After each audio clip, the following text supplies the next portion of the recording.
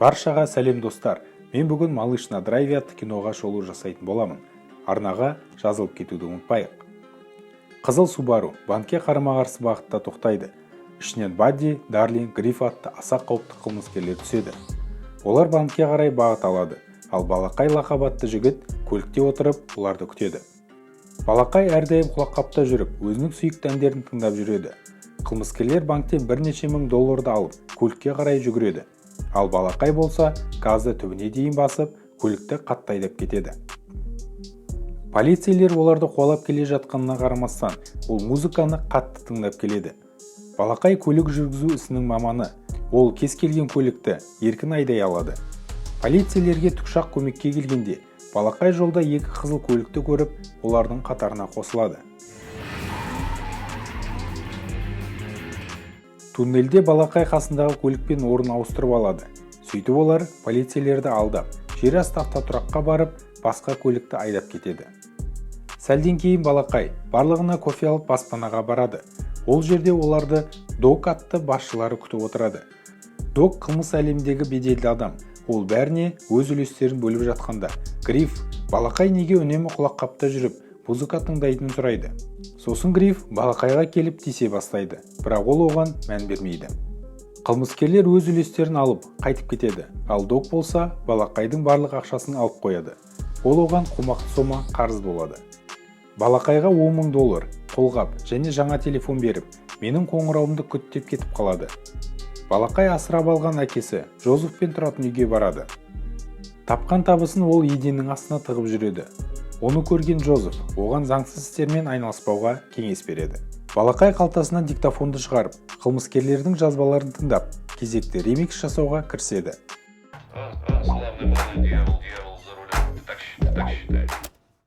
Оның кассеталар жинағы өте үлкен еді. Олардың ішінде ерекше орын алатын кассетасы Анашым деп аталады. Балақай анасын сағына еске алады. Ол ата-анасы жол апатынан қайтыс болған күнді ешқашан ұмытпайды. Келесі күні Балақай асханаға барып отырғанда, Дебора атты сүйкімді қыз ән айтып кіреді. Балақай оны бірден ұнатып қалып, дауысын жазып алады. Кейін Дебора тапсырыс қабылдауға қайтып келгенде, оның дауысын жазып жатқанын байқап қояды. Сөйтіп екеуі танысып, Деборадан қандай ән айтып жүргенін сұрап алады. Балақай көп ұзамай дүкенге барып, сол әннің пластинкасын сатып алады. Бірнеше күннен кейін Дог Балақайға жаңа жұмыс жайында хабарлайды. Келесі күні Балақай баспанаға келіп, жаңа әріптестері Эдди, Джейди және Психпен танысады. Бұл қылмыскерлерде Балақайдың неге үнемі құлаққапта жүретінін сұрайды. Дог оларға бала кезіндегі жол апатынан қалған дыбысты музыка басуға көмектеседі. Сол себепті ол үнемі құлаққапта жүреді деп түсіндіреді. Бұл Балақайдың соңғы жұмысы. Жұмыс сәтті аяқталса, Дог алдындағы барлық қарыздарын өтейтін болады. Дог қылмыскерлерге жұмыстың жоспарын түсіндіріп жатқанда, Балақай ең соңында отырып музыка тыңдайды. Псих болса Балақай ештеңе естімеді деп айтады, бірақ Балақай Догтың сөзін қайталап береді. Цель бронированный фургон у периметр Траст в Данвуде в 10 утра. Келесі күні әріптестер брондалған инкассаторлық фургонды аңдып келеді. Әдеттегідей Балақай көлікте қалып, қалғандары жұмысқа кіріседі. Это что за хрень? Остин Пауэрс! Псих күзетшілерді өлтіреді. Қылмыскерлер ақшаларды алып көлікке отырады. Балақай көлікті айдап кеткенде, артынан бір жігіт қуалай бастайды. Псих ол жігітті атайын деп жатқанда, Балақай оған кедергі жасаймын деп көлікті бұрып қалғанда, олар басқа жолға түсіп кетеді. Әлгі жігіт арттарынан жүремін деп жол апатына ұшырап қалады. Псих жолда көлікті ауыстырамыз деп, баласымен келе жатқан ананың көлігіне отырып айдап кетеді. Көлікте Джейди қаруын түсіріп алғанын айтады. Оны енді полицейлер оңай тауып алуы мүмкін еді.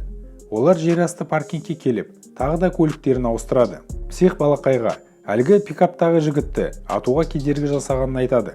Бірақ Балақай болса, жай ғана көлікті жүргізгенін айтып, құтылып кетеді. Баспанада Дог Джейдиден басқа бәрінің үлестерін бөліп береді. Қылмыскерлер оны полицейлер тауып алмасын деп өлтіріп тастаған болады. Дог әдеттегідей Балақайға 10 мың доллар беріп, денеден құтылуға бұйырады. Балақай денемен бірге көлікті қоқысқа апарып тастайды. Және сол жерде анасын қайтадан еске алады. Біраздан кейін Балақай асханаға барып Деборамен әңгіме құрады. Сосын киім жуатын жерге шығарып салады. Балақай Дебораға жол апаты мен есту қабілеті жайында айтып береді. Үйге келгенде Джозеф оған басқа жұмысқа орналасуын сұрап, пиццаның хабарламасын көрсетеді. Балақай пицца жеткізуші болып жұмысқа кіреді. Деборамен көп уақыт өткізіп, екеуінің арасы жақындай түседі. Бір күні Дебораны мейрамханаға шақырады. Сол жерде Балақай Докпен кездесіп қалады. Док оған тағы бір жұмыс ұсынады. Егер бас тартатын болса, жақындарына қысым көрсетемін деп қорқытады. Сосын Балақай амал жоқтан келіседі. Келесі күні Док жақында тонайтын пошта бөлімшесіне алып келеді. Балақайға бөлімшеге кіріп, бақылап келуін бұйырады. Қасына өзінің жиенін қосып жібереді. Балақай бөлімше ішіндегі камералар, күзетшілер және терезелер санын жаттап алады. Олар кассир қызбен сөйлесіп, сосын көлікке келіп, бәрін айтып береді. Кешке Балақай Дебораға қоңырау шалып, басқа қалаға кетіп қалайық деп ұсынады. Біраздан кейін Балақай баспанаға барып, Бадди, Дарлин және психті көріп таң қалады. Себебі Док бір рет алған адамды екінші рет жұмысқа алмайтын еді. Док әдеттегідей жұмыстың жоспарын түсіндіріп, сосын қару сатып алатын жерге жібереді. Жолда псих дүкенге тоқтауды өтінеді. Ол дүкенге кіріп кеткенде Дарлин Баддиге псих соңғы кезде маған көз салып жүр деп айтады. Оны естіген Бадди психті өлтіруге бел буады. Бірақ Дарлин осы жұмысты аяқтайық, сосын қоштасамыз деп кейінге қалдырады. Олар кездесу орнына барып, қару сататын адамдармен кездеседі. Кенеттен псих қораптағы полиция деген жазуды көріп, оларға оқ ата бастайды. Сатушылардың барлығын өлтіріп, көліктерін жарып, оқиға орнынан қашып кетеді.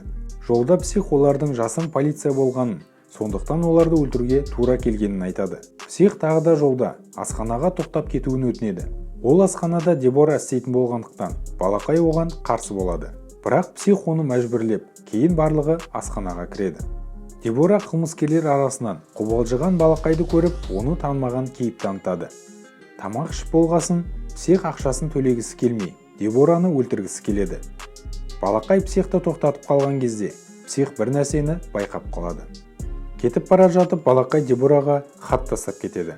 Хатында мен түнгі 2-де келемін деп жазып кеткен еді. Қылмыскерлер баспанаға келгенде, Док оларға тапсырманы орындай алмағанын айтады. Сол кезде псих олардың полиция екенін және атысты олар бірінші бастағанын айтады. Дарлин мен Бадди оның сөзіне қосылады. Балақай болса шеттен үндемей қарап тұрады. Док енді бізді полицейлер іздеу салады. Сондықтан бұл қаладан кету керек дегенде, псих осы жұмысты аяғына дейін жеткізейік деп тұрып алады. Оның сөзін Дарлин мен Бадди тағы да қолдайды. Ал Балақай болса, жұмысқа ертең шығамыз, ал қазір болса ұйықтайық деп кетіп қалады. Түнде Балақай қашып бара жатқанда, оны псих пен Бадди тоқтатып алады. Олар Балақайдың дауыстарды жазып жүргенін байқап қояды. Псих оны сатқын деп ойлап, бір ұрып ұйықтатып тастайды. Балақай есін жиғанда Доктың алдында отырады. Балақай оларға бәрін түсіндіріп, дауыстар ремикс жасауға керек екендігін айтады. Охеренная музыка, Док. Сол кезде Дебора асханада күтіп отырады. Таңертең олар пошта бөлімшесіне барады. Бадди Дарлинді тұтқынға алып, үшеуі бөлімшеге кіріп кетеді. Балақай көлікте отырғанда, жұмысқа келе жатқан кассир қызды көріп қояды. Балақай оған басын шайқап белгі береді. Оны түсінген қыз артына бұрылып қашып кетеді. Бірақ кейін күзетшіні ертіп алып келеді. Сол сәтте қылмыскерлер де бөлімшеден шығып қалады. Псих күзетшіні бірден атып тастайды. Сосын көлікке отырып, Балақайға көлікті айда деп бұйырады. Балақай әдейі газды қатты басып, жүк көлігіне апарып соғады. Осылайша псих қайтыс болады. Бадди мен Дарлин келіп жеткен полицейлермен атыса бастайды. Сол сәтте Балақай көліктен шығып қаша бастайды. Жолда сауда орталығына кіріп, киімдерін ауыстырып шыққанда, оны полицейлер байқап қояды. Көшеде ол бір әйелді тапаншамен қорқытып, көлігін айдап кетеді. Полицейлер атыс кезінде Дарлинді атып тастайды, ал Бадди болса аман қалады. Бадди Дарлиннің өліміне Балақайды кінәлап, оны өлтіруге ант береді. Балақай үйіне жеткенде, оны бұзақылар тонап кеткен болады. Бірақ Джозеф болса қатты зардап шекпеген екен. Балақай үйдегі ақшаларын алып, Джозефпен бірге шығып кетеді. Жолда Джозефті қарттар үйіне тастап, өзі Дебораға қарай асығады. Асханада оны кек аламын деп, Бадди күтіп отырады. Кенеттен асханаға полиция кіріп, әжетхананың кілтін алып кетіп қалады. Артынан екінші даяшы келеді. Сол сәтте Бадди оған қарап қалғанда, Балақай оның иығына атып, Деборамен бірге қашып кетеді. Оны естіген полицей әжетханадан шыққанда, Бадди оны атып тастайды. Балақай Докқа қоңырау соғады, бірақ Док оған енді хабарласпауын өтінеді. Сосын Балақай екі жігіттің көлігін тартып алып, баспанаға қарай аттанады. Ол Доктың қасына барып, банктен алып шыққан сөмкеге кассеталарды айырбастауға ұсыныс тастайды. Дог басында қарсы болып, кейін балақайды жұбатып жатқан Дебораны көріп, келісімін береді.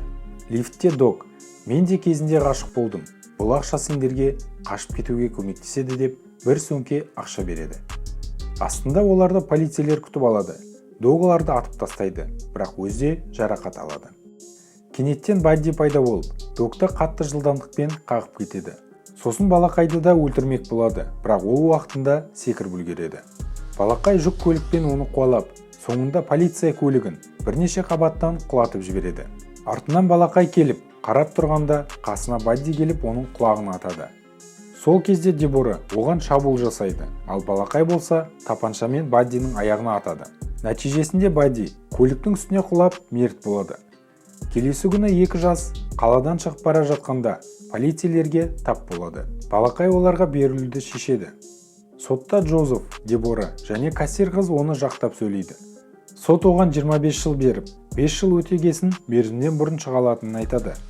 Түрмеде екі жас хат алмасып тұрады. Соңында балақай түрмеден шыққанда, оны күлімдеген Дебора күтіп алады. Осылайша біздің шығарылымыз аяғына келіп жетті. Келесі кездескенше.